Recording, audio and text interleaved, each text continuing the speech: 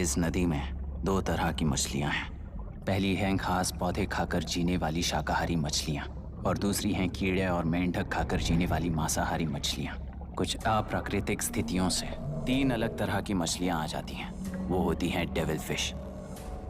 आसपास की सारी मछलियों को खाकर उनके खत्म हो जाने पर खुद के जाति की मछलियों को खाते हुए आखिर में किसी को भी जिंदा ना रखने वाली डेविल फिश।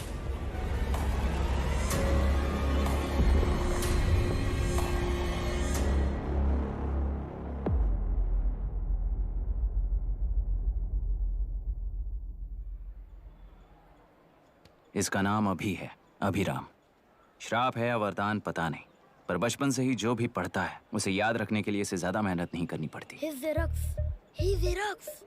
दिखाना, टाइम खत्म हो रहा है।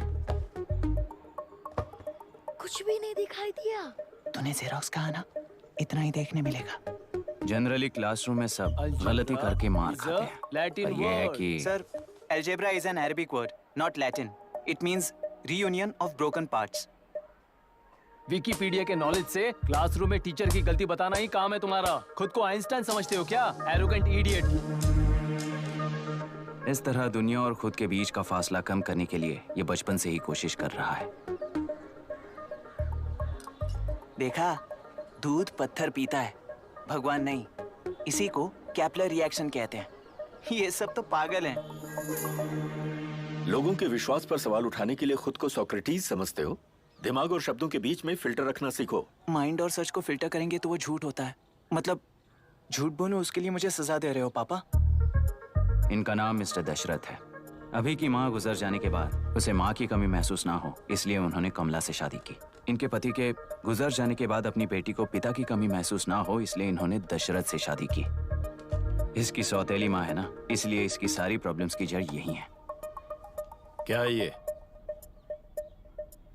दशरथ एक एवरेज ग्रुप बून गैजेट ऑफिसर है, यानी अपने मुंह से रिश्वत ना मांग कर खुद सामने वाला अपने आप से ही रिश्वत दे दे, इस तरह उन्हें काम करना पसंद है।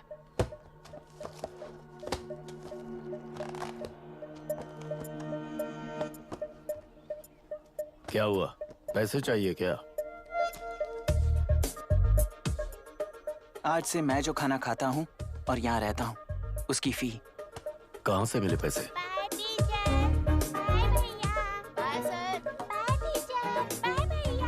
आज से मैं करप्शन फ्री हूँ, मिस्टर दशरथ। इस तरह अपने पापा के साथ बिगड़े हुए संबंध और निराशा को किताबों पर निकालते हुए वो आईएएस से लेकर अमेरिका की MIT तक हर एग्जाम में कामयाब हुआ। देश के सारे एग्जाम देते हुए टाइम वेस्ट करने की बजाय किसी एक एग्जाम पर फोकस करता तो पास हो जाता ना।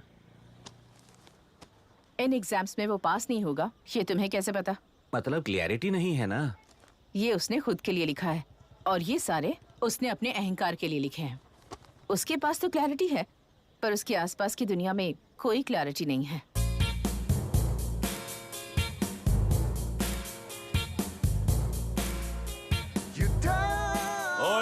वोट किसे दिया? आपको ही दिया भाई। हाँ छोटू, मुझे देने वाला था ना। आपको ही दिया भाई। पैसा उस पार्टी से लिया कि नहीं? हाँ ले लिया। वहाँ से नहीं लिए होगे तो मैं पैसे दिलवाता हूँ। तुम चिंता मत करो यार, मेरी पार्टी को वोट दे देना।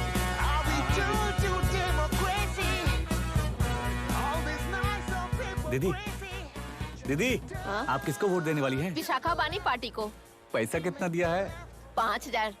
अच्छा, तो आपके सीएम ने कुछ नहीं दिया क्या? सीएम ने भी दिया है, 10,000 दिए हैं। उस हिसाब से तो वोट उन्हीं को देना चाहिए। पहले उनको 2 बार वोट दिया है। दीदी ने नई पार्टी बनाई है, देखते हैं वो जीतेंगी तो क्या देंगी। अरे वाह, आप तो कितनी होशियार हैं। वैसे retired IAS officer Ram Prakash अच्छे पढ़े लिखे हैं, आप उन्हें क्यों वोट नहीं दे रही हैं? उन्होंने हमें 100 रुपए भी नहीं दिए, नालायक कहीं का। उन्हें वोट दे के क्या होगा? ये हाल है। पैसा नहीं दिया तो हार पक्की है, लेकिन पैसा देने पर भी जीत पक्की नहीं है। मतलब पावर ऑफ डेमोक्रेसी मैन। अगर अकल होती तो वो सारे लीडर्स पैसे देना बंद कर देते, वरना ये लोग तो सबसे पैसे लेकर किसी को भी वोट दे देंगे। ये भी लोकतंत्र की शक्ति है भाई। ठीक है। राहुल दीपक। ओके।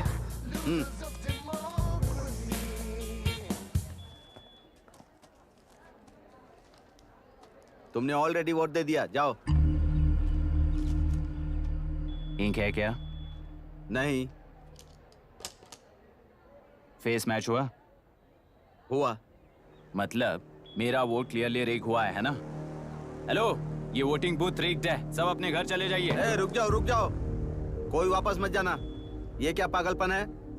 रूल के मुताबिक तुम्हारा वोट मिस होता है तो टेंडर बैलेट पर साइन करना पड़ता है। हट जाओ। मेरा वोट मिस नहीं हुआ है, क्लियरली रिग हुआ है। वोटिंग कैसे हो सकती है?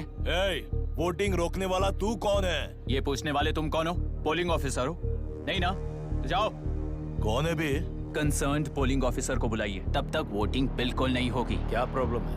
ओह, तो आप ही हो वो कंसर्न्ड पोलिंग ऑफिसर। इस बार कौन सी पार्टी ने पैसे दिए हैं? पागलपन दिखाने की जरूरत नहीं है। टेंडर बैलेट पे चुपचाप साइन करो और निकलो।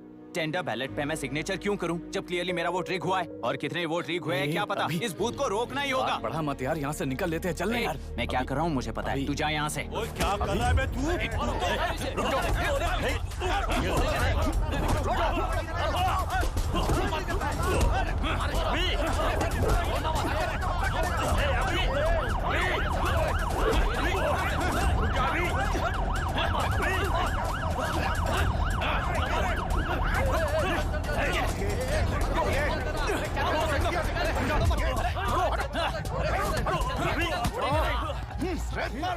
क्या प्रॉब्लम है? कुछ नहीं, इसका वोट मिस हुआ बोलकर पोलिंग रोकने की कोशिश कर रहा है। मिस नहीं हुआ है, मेरा वोट रिग हुआ है। वोट रिग हुआ है तो बैलेट पे दस्तखत करके जाओ यहाँ से। यहाँ पे लफड़ा मत करो। ओहो, वोट रिग हुआ है ये सुनने के बाद आपका रिएक्शन इतना ही है? अगर लॉजिकली कहूँ ना तो सिर्फ इस एक बूथ को नहीं, सारे इलेक्शन को रोकना चाहिए। ये बात यहाँ नहीं, इलेक्शन कमीशन में जाकर करो। हाँ, मैं वहां भी बात करूंगा। एक वोट के रिग होने में और मिस होने में बहुत बड़ा फर्क है। लॉजिकली एक भी वोट अगर रिग होता है ना तो उसे डेमोक्रेसी नहीं कहते। अगर एक मर्डर को गलत नहीं माना तो 100 मर्डर्स भी गलत नहीं होंगे। यहाँ एक ही वोट रिग हुआ है, इसकी क्या गारंटी है? ये पूरा बूथ रिग नहीं है, इसकी क्या गारंटी है? 100% rigging free election is the very foundation of any democracy. Incharge होने के नाते इस बूथ को तो डिस्क्वालीफाई कर दीजिए। ये तुम्हारा बेटा है ना? Yes sir. इज्जत से टेंडर बैलेट पे साइन करो और जाओ यहाँ से, वरना अर्बन नक्सल के नाम पर सबको अंदर कर दूंगा। तुम्हें पता है इसका मतलब? तुम्हारा MIT एडमिशन, अमेरिका का ड्रीम्स सब बर्बाद हो जाएगा। निकल जाओ यहाँ से। शर्म नहीं आती ऐसी बात करते हुए? कलेक्टर के तौर पे आप इस जिले के सर्वोच्च प्राधिकारी हैं। आपको उन्हें अरेस्ट करना चाहिए जिन्होंने पुलिस के होते हुए भी हम पर हाथ उठाया। अर्बन नेक्सल्स तो वो हैं जिनकी रक्षा करते हुए आप हमें धमकी दे रहे हो। कुछ समय के लिए इमोशंस को किनारे रख के बात करते हैं। आओ।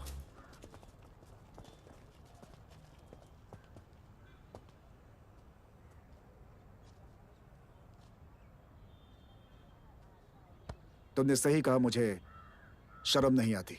मुझे ही नहीं बल्कि तुम्हारे पापा और पुलिस को भी नहीं आती। पॉलिटिकल लीडर्स के दबाव में रहने वाले सिविल सर्वेंट्स को कभी नहीं आएगी। अभी तुमने कहा ना, उन गुंडों में और हमें कोई फर्क नहीं है। छोटे, इस देश में हर कोई इंजीनियरिंग पर कितना मिलेगा, मेडिकल में कितना मिलेगा, MBA करने पर कितना मिलेगा, इस तरह से हिसाब लगाते हैं। लेकिन IAS बनने वाला सिर्फ देश का कितना भला होगा ऐसे सोचता है। पर सिलेक्शन के 6 महीने बाद ही, जैसा तुमने कहा, बिना शर्म के जीने की आदत बना लेता है। बाहर से पत्थर मत फेंको, कभी अंदर आकर देखो तब पता चलेगा। यह बूथ विशाखा वानी का है। डिस्क्वालीफाई करना मुश्किल है, ऐसा करना तुम्हारे लिए रिस्क है। सो इस वन साइड वॉर में लाइफ बर्बाद मत करो। फ्लाइट लो और निकल जाओ। 1 हफ्ते में अमेरिका जाने वाले हो, इन सब झंझटों में मत पड़ो। वैसे भी भागने वाले को देश के बारे में बोलने का हक नहीं। जाओ।